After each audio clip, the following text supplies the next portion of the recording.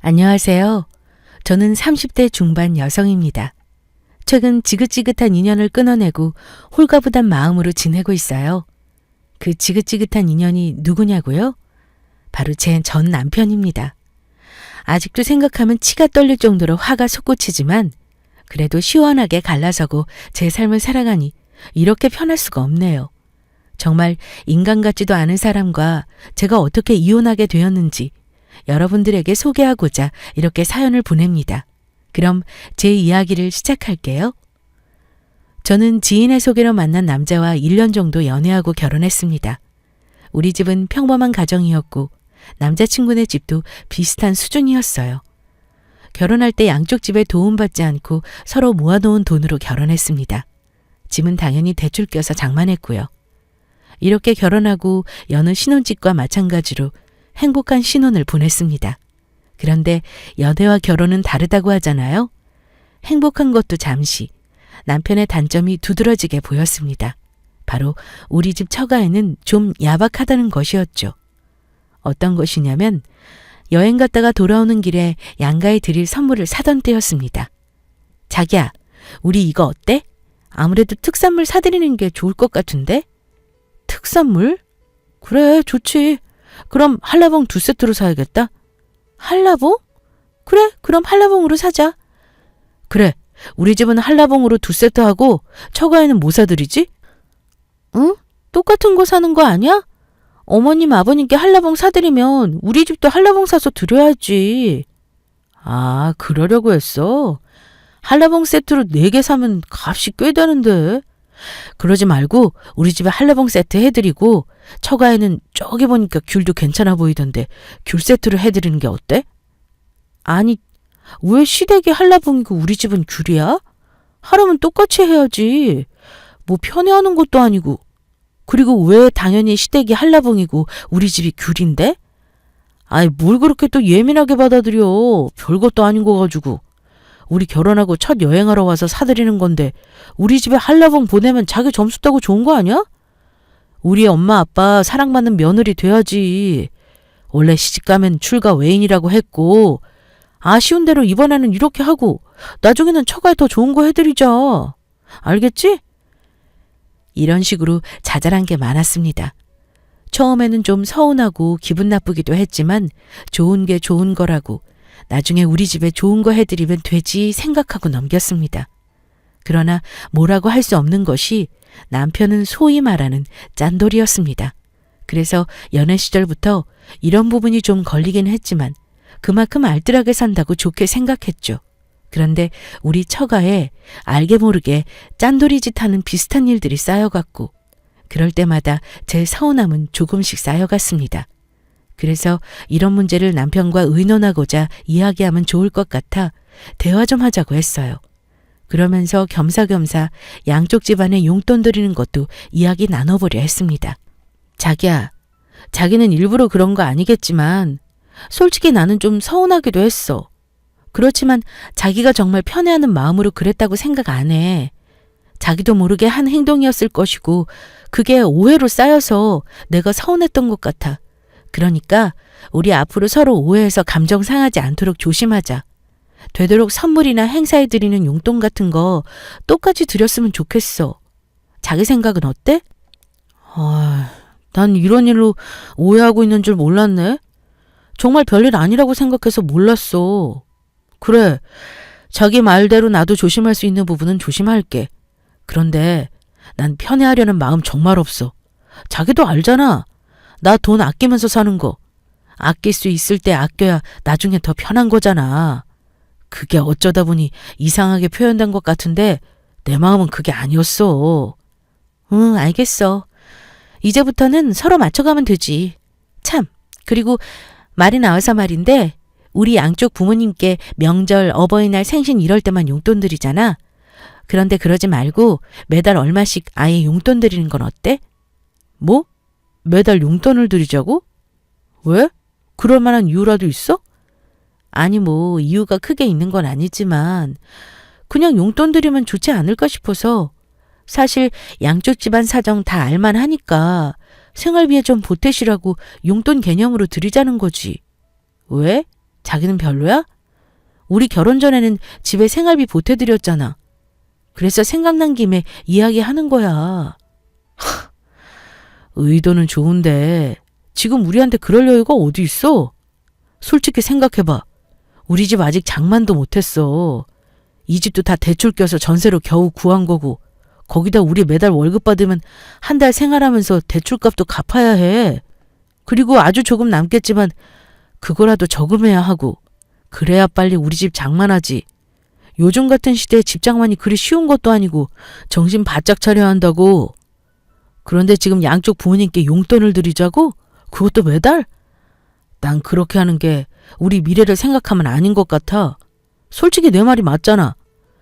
자기가 무슨 마음으로 하는 말인지 알아. 정말 착하고 좋은 마음이지만 우리를 더 중요하게 생각하자. 그래, 알았어. 내 생각만 중요한 것도 아니고 서로 합이 맞아야 이루어지는 거니까. 그리고 자기 말 들어보니 틀린 말도 아닌 것 같네. 그럼 양쪽 부모님께 용돈 드리는 건 없던 일로 하자. 대신 앞에 내가 말한 거 양쪽 집안에 똑같이 해드리자는 거 그건 우리 지키도록 노력하자. 그래, 알겠어. 그 부분은 나도 노력해볼게. 하지만 우리 집 살 때까지는 허리띠 졸라가면서 악착같이 돈 모을 거야. 그 전까지는 어느 집도 도와주지 않을 것이고. 남편에게 양쪽 집안 용돈 이야기를 꺼낼 때 사실 큰 기대하지 않았습니다.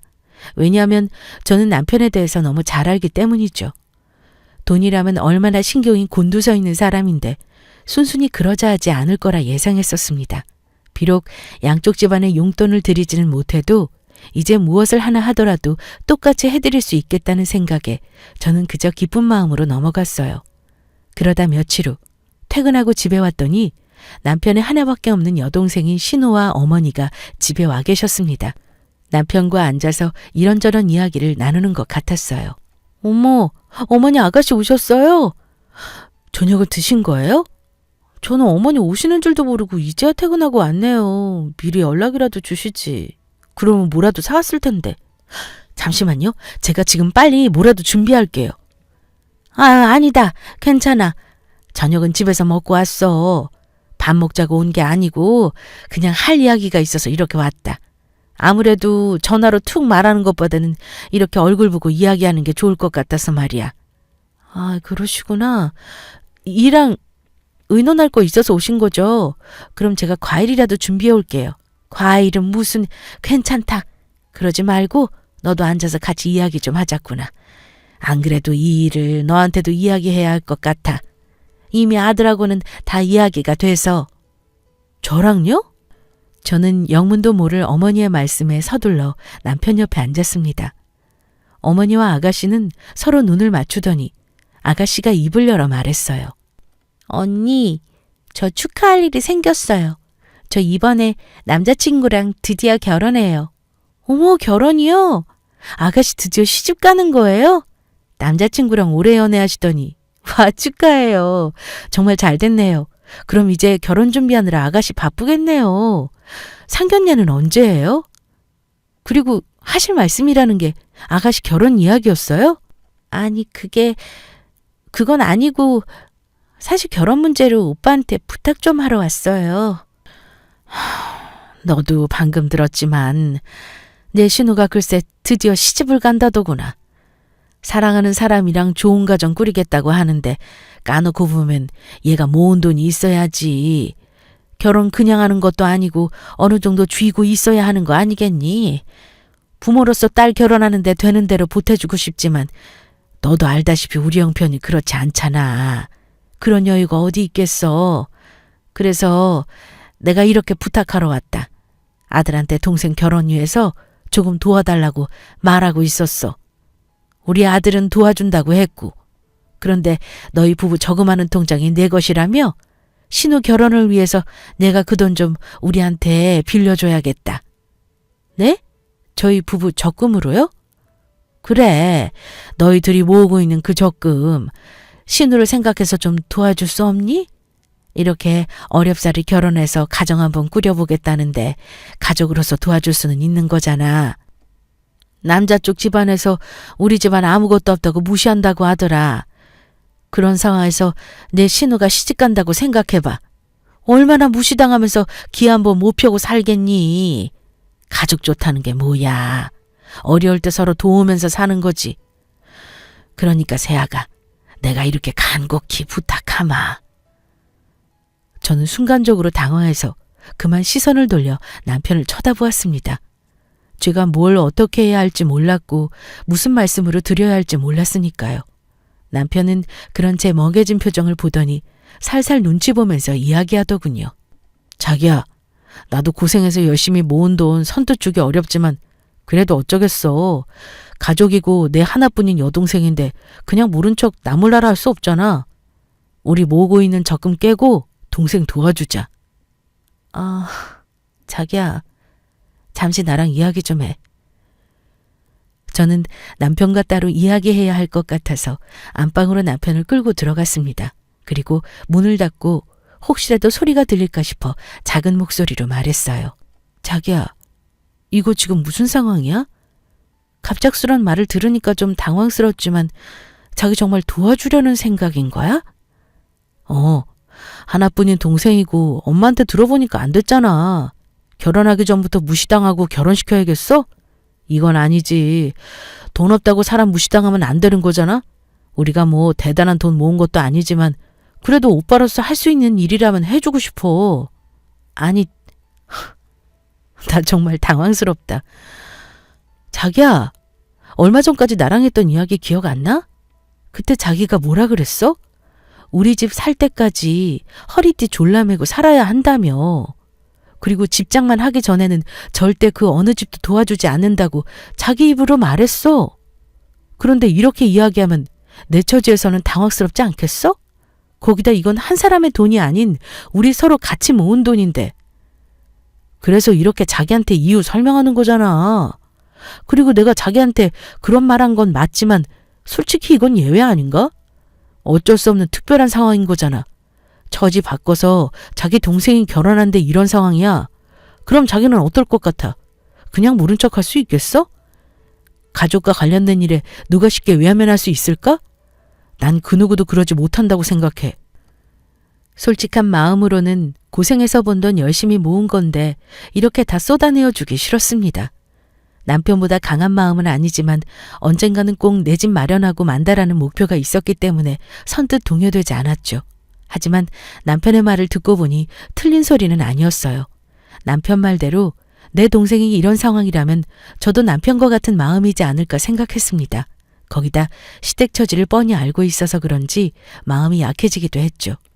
그래서 어쩔 수 없이 남편의 말을 동의해줬고 우리 부부는 그동안 모은 적금을 깨서 아가씨 결혼자금으로 주었습니다. 그 덕에 아가씨는 아무 탈 없이 결혼했어요. 남편은 그 모습을 보면서 흐뭇해했습니다. 그리고 제게 고맙다고 이야기했어요. 자기야, 난 정말 자기랑 결혼 잘한 것 같아. 우리 모은 돈 동생에게 주는 거 허락해줘서 정말 고마워. 이렇게 동생 결혼하는 거 보니까 여러 감정과 생각이 드네. 그리고 우리는 지금부터 다시 적금 들고 시작해야 하지만 내가 더 열심히 악착같이 노력해서 돈 모을게. 조금 늦은 만큼 더 부지런히 모아서 꼭 좋은 집으로 이사 가자. 우리 집장만을 생각하면서 앞으로 우리 열심히 하자고. 남편의 말대로 우린 그동안 모은 돈을 다 줘버리고 다시 시작해야 했지만 그래도 마음은 편했습니다. 나름 얻은 교훈도 있었고요. 우리 부부는 다시 의기투합해서 열심히 돈을 모으자고 결심했고 열심히 돈을 모아나갔습니다. 그렇게 1년이란 시간이 흘렀어요. 하루는 일하고 있는데 엄마에게서 전화가 걸려왔습니다. 저는 반가운 마음에 전화를 받았어요. 그런데 엄마의 목소리가 조금 이상했습니다. 엄마, 목소리 왜 그래? 무슨 일 있어? 아니면 어디 아파? 엄마가 좀 아파. 미안하지만 지금 병원으로 좀 와줄 수 있니? 엄마가 너한테 부탁할 게 있어. 그래, 알았어. 내가 지금 집으로 갈게. 어디가 아픈 거야? 갈 때 약이라도 좀 사갈게. 아니야, 그럴 필요 없어. 그리고 지금 집 아니고 병원이야. 뭐? 병원? 아니, 얼마나 아프길래 병원까지 간 거야? 우선 알겠어. 문자로 병원 주소 남겨줘. 얼른 갈 테니까. 저는 엄마의 연락을 받고 급하게 병원으로 향했습니다. 그리고 엄마가 알려준 병실로 가니 엄마가 침대에 기대어 있더군요. 저는 놀란 마음에 엄마를 불렀어요. 엄마, 이게 어떻게 된 거야? 언제 입원했어? 나한테 바로 전화하지 왜 입원하고 한참 지나서 연락했어? 혼자 불편했을 텐데. 너 이렇게 걱정하고 놀랄까봐 말 못했지. 되도록 이야기 안 하려고 했는데 어쩔 수 없어서 연락했어. 미안해. 엄마가 놀라게 해서. 미안하기는. 엄마가 아픈데 내 걱정은 왜 해? 앞으로 이런 일 있으면 나한테 제일 먼저 연락해야 해? 알겠지? 또 이렇게 늦게 연락하면 안 돼, 정말. 그리고 엄마 요즘 약 잘 안 챙겨 먹었어? 멀쩡하던 사람이 갑자기 왜 입원한 거야? 의사가 뭐래? 괜찮대? 지금은 괜찮대. 이것저것 검사하더니 여러 가지 약 돌려서 써본다고 했어. 몇 개 테스트하면서 써보더니 괜찮아졌고. 약도 꾸준히 잘 챙겨 먹었는데 너도 알다시피 그 약이 해결책도 아니잖니. 갑자기 쇼크 와서 쓰러지는 바람에 병원으로 실려오게 됐어. 그리고 그동안 면역제 쓰면서 치료했고. 그렇구나. 그래도 이제 좀 괜찮아졌다니 다행이네. 그럼 이제 퇴원해도 되는 거야? 의사 말로는 약 더 처방받아서 잘 챙겨 먹으면 될 것 같다네. 이제 퇴원해도 된다고 하는데 엄마가 돈이 있어야지. 정말 우리 딸한테는 이런 모습 보이고 싶지 않았는데 여러 검사비랑 약값, 입원비 합치니까 병원비가 많이 나왔더라고. 퇴원하려면 수납해야 되는데 돈이 좀 부족해서 어쩔 수 없이 너한테 연락한 거야. 엄마가 정말 미안해. 도움은 못 되고 이렇게 짐만 돼서. 그런 말이 어딨어. 내가 무슨 남도 아니고. 엄마 힘들 때 당연히 나한테 연락해야지. 가족이라고는 나밖에 더 있어? 엄마 혼자 지내는 것도 계속 마음 불편하고 신경 쓰였는데. 우선 엄마 알겠고 내가 병원비 수납할 테니까 걱정하지 마. 예전부터 우리 엄마는 종종 병원에 입원하셨습니다. 그 이유는 엄마에게 희귀병이 있기 때문이죠. 병명이 정확하지 않은 희귀 피부병이었어요. 피부에 뭐가 난 것처럼 나타나는 게 아니라 피부 신경이 잘못되어 통증을 느끼는 것이었죠. 엄마가 가지고 있는 희귀병 때문에 보험회사에 거절도 많이 당했습니다. 그러다 아시는 분을 통해 엄마의 사정을 알고 도와주셨지만 희귀병에 관련된 실비는 보장받지 못하는 조건으로 보험에 가입하게 되었죠. 그래도 없는 것보단 있는 게 나았고 혹시나 나중에 다른 증세를 보이거나 다른 곳이 아플 때 보험 덕을 볼 수 있으니까 이런 보험이라도 감지덕지했습니다. 그 덕에 엄마가 이렇게 병원 신세를 지실 때면 병원비가 많이 나오곤 했습니다. 이번에도 역시 그랬기 때문에 엄마가 제게 전화하신 거였고요. 저는 1층 수납창고로 내려가서 엄마의 병원비를 확인했습니다. 병원비는 대략 500만 원 정도 되더군요. 저는 이 돈을 어떻게 감당할까 생각하던 중 남편과 저금하던 돈이 생각났어요. 그래서 당장 500만 원을 찾아 병원비를 수납했습니다. 그리고 엄마를 친정에 데려다 드리고 저는 집으로 돌아왔어요. 그리고 남편에게 이 사실을 이야기했죠. 자기야, 나 오늘 정말 너무 놀라고 속상했어. 오늘? 왜 그래? 무슨 일인데? 아니, 오늘 일하고 있는데 엄마한테 전화가 왔어.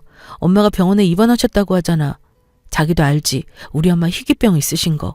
그것 때문에 그동안 입원하셨는데 그동안 나 걱정할까 봐 말씀 못 하신 거 있지. 병원 가서 엄마 보는데 얼마나 속상하던지. 그래? 희소병이라 병원비 어마어마하잖아. 병원비는 어떻게 했어? 장모님 돈도 없으실 텐데. 안 그래도 엄마가 그것 때문에 전화하신 거더라고.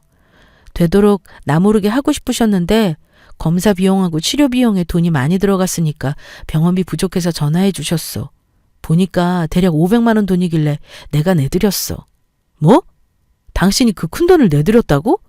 아니, 당신한테 무슨 돈이 있어서? 내가 돈이 있긴 뭐가 있어. 우리 저금하면서 모으는 돈에서 500만 원 뺐지. 그 돈으로 우선 엄마 도와드리고 오는 길이야. 뭐? 그게 무슨 소리야? 지금 우리가 모으는 돈으로 장모님 병원비를 냈단 말이야? 당신 미쳤어? 어떻게 나한테 한마디 상의도 없이 마음대로 그럴 수 있어? 자기야, 뭘 이렇게 화를 내고 그래. 내가 뭐 큰 잘못한 것도 아니고. 자기한테 미리 말 못한 건 미안하지만 난 충분히 이해해 줄 줄 알았어. 어쩔 수 없는 상황이잖아. 돈이 부족한 엄마가 나한테 도움을 청하셨는데 모른 척 하는 것도 아니고 난 자기가 이해해 줄 줄 알았는데 이렇게 반응하니까 조금 당황스럽다. 당황? 지금 당황스러운 사람이 누군데 당신이 더 난리야? 안 되겠어. 나 장모님 뵙고 올 테니까 그런 줄 알아. 뭐? 지금 우리 집에 가겠다고? 가서 뭐 하게? 설마 자기 우리 엄마한테 돈 내오느라고 할 참이야? 그런 건 아니지. 장모님이 돈 없어서 당신한테 부탁하셨는데 받기는 뭘 받아. 지금 당장 다 내놓으라는 거 아니니까 걱정하지 마. 아무튼 난 장모님 보러 갈 거니까 당신 같이 갈 거 아니면 비켜. 저는 남편의 태도가 정말 당황스러웠습니다. 이게 저렇게 화를 낼 정도인가 싶었어요. 무슨 큰일 난 사람처럼 씩씩거리면서 눈에 힘을 잔뜩 주더군요. 그리고 저를 지나쳐 무언가를 챙기더니 집 밖으로 나갔어요.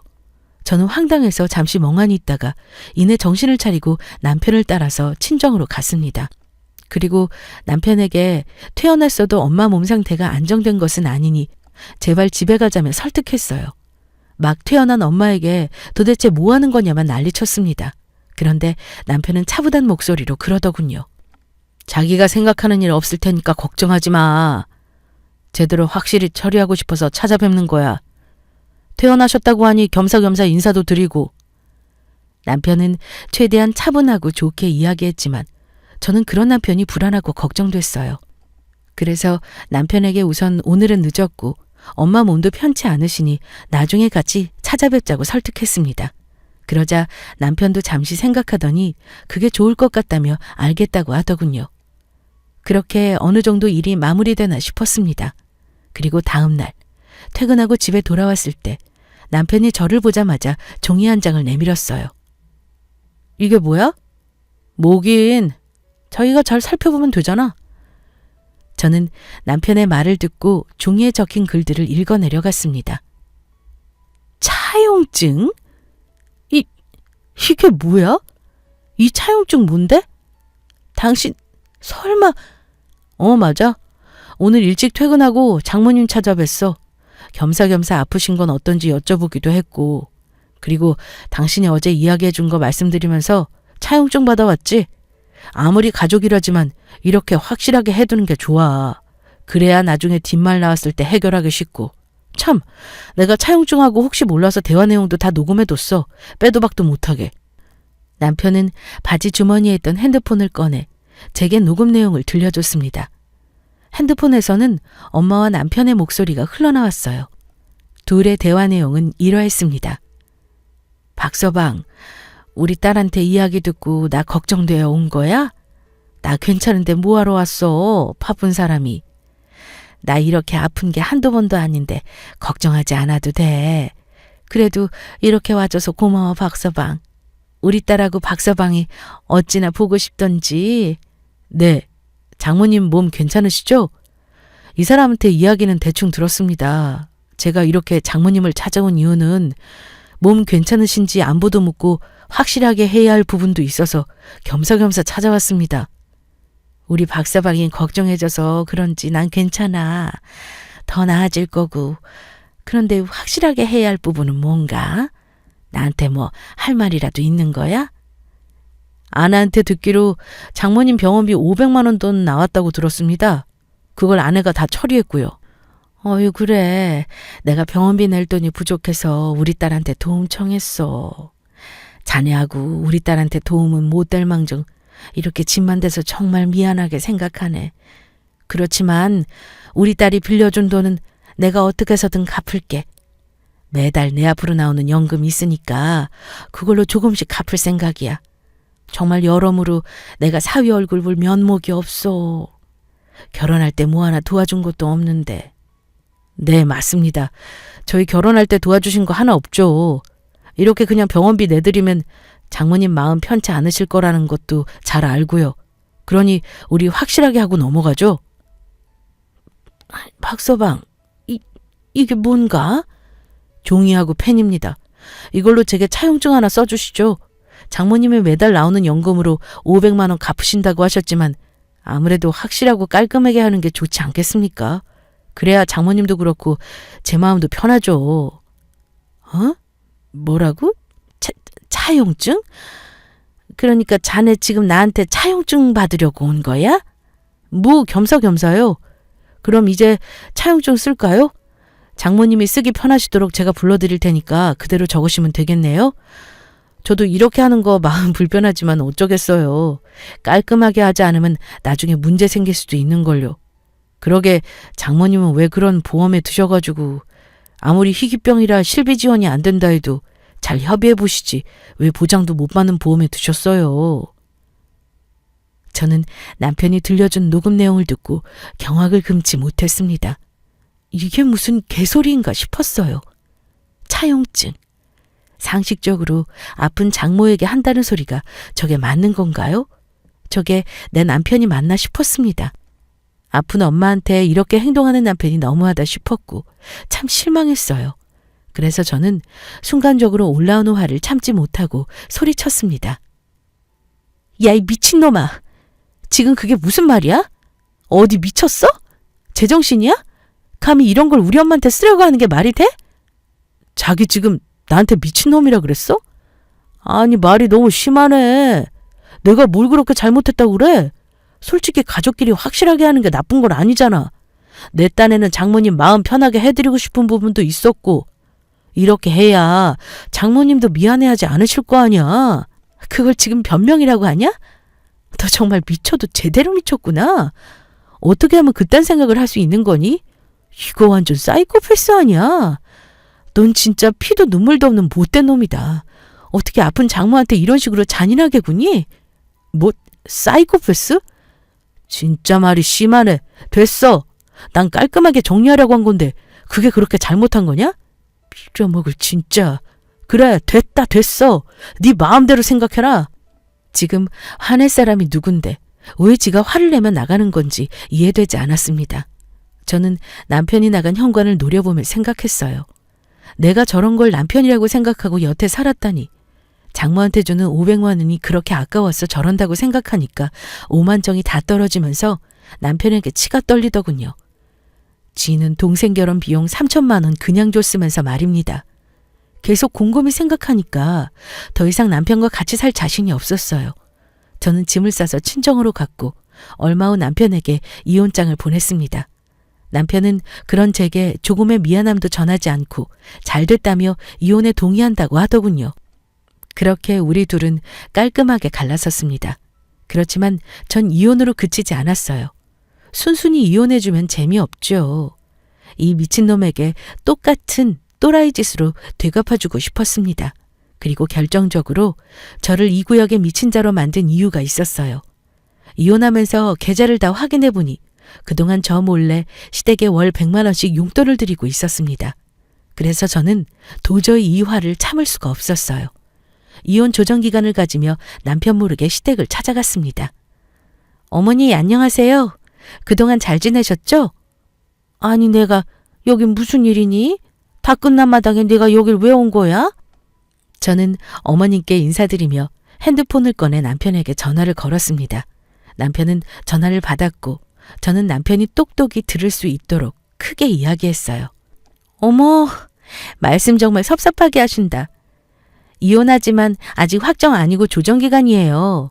그러니까 마지막 며느리로서 찾아뵌 거고요. 드릴 말씀도 있어서 겸사겸사 보면 좋잖아요. 뭐? 어머니 여기 잠시 앉아보시고 이것 좀 보세요. 제가 종이랑 펜 가져왔거든요. 이걸로 뭐 좀 써주셔야겠어요. 뭐? 아니 다 마무리되는 마당에 나한테 뭘 써달라는 거야? 에이 뭐긴 뭐예요. 차용증이지. 별거 아니니까 걱정 마시고요. 그냥 제가 불러드리는 대로 적으세요. 아니 이게 지금 무슨 소리야? 뭐 차용증? 예. 너 정말 끝나는 마당이라고 눈에 뵈는 게 없니? 어디 감히 시어머니한테 차용증을 쓰라고 해? 어디서 배워먹은 버르장머리 없는 짓이야? 아주 어른 무서운 줄 모르고 네 엄마가 그렇게 가르치지? 아니요. 우리 엄마는 이런 몰상식한 짓 가르치지 않으셨고요. 이거 다 어머님 아들한테 배웠어요. 우리 엄마한테 병원비 500만 원 썼다고 엄마 찾아가서 차용증 받아온 거 있죠. 그거 생각해보니까 남편이 한 행동이 맞는 건지도 몰라요.